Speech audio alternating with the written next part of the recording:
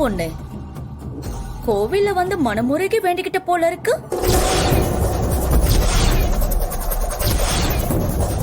அப்பா பாரதி, உன் கண்ணாலே எங்க 2 பேரையும் எரிச்சிருவ போல இருக்கே. இப்பதான் கல்யாணம் நடந்த புது பொண்ணா லட்சணமா சாந்தமா சந்தோஷமா இருக்க வேண்டாம்? அத விட்டுட்டு இப்படியா கோவமா இருக்கிறது? எப்படி இந்த பவானியோட பிளான்? நான் நினைச்சத சாதிச்சு காட்டிட்டேன் பாத்தியா? ஏய் அடங்குடி.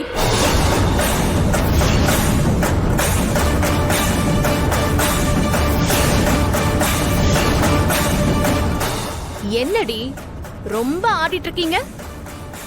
இந்த பாரதிய பத்தி தெரிஞ்சிருந்தும் நீங்க உங்க எல்லைய மீறிட்டீங்க.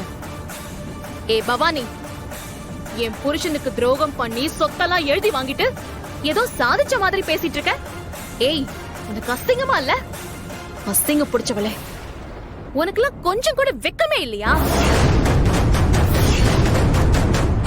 ஏதோ பெருசா சாதனை பண்ண மாதிரி என் முன்னாடி வந்து நின்னு பேசிட்டு இருக்க.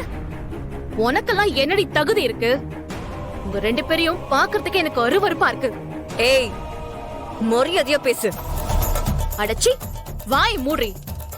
உனக்கெல்லாம் என்னடி மரியாதை? அது எப்படி இன்னொருத்தி புருஷனை கல்யாணம் பண்ணிக்கிறதுக்காக கங்கணம் கட்டிக்கிட்டு அவரை லவ் பண்றேன்னு சொல்லி ஏமாத்தி அவர் பின்னாடியே அலைஞ்சு அவர் கிடைக்கலனது உடனே ஒரு அப்பாவி பையனை புடிச்சு கொஞ்சம் கூட யோசிக்காம அவனை கல்யாணம் பண்ணிட்டு வந்து நிக்கிற நீ என்ன மரியாதை கொடுத்து பேசணும்னு சொல்றியா?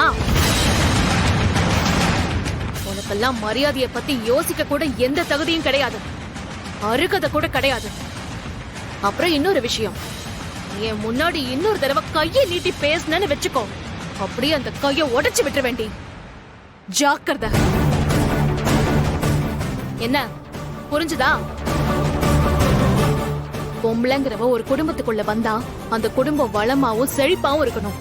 ஆனா நீங்க 2 பேரும் ஒரு குடும்பத்துக்குள்ள வந்தா அந்த குடும்பமே இருக்கிற இடம் தெரியாம அழிஞ்சு போயிடும். நீங்கெல்லாம் இந்த பூமியில பிறந்ததே ஒரு சாபக்கேடு. ஏ பாரதி, வார்த்தைய பார்த்து பேச. எல்லாத்தையும் இழந்துட்டு இப்படி நடு ரோட்ல நிக்கிறத தாங்கிக்க முடியாம கோவத்துல என்னென்னமோ பேசிக்கிட்டு இருக்க.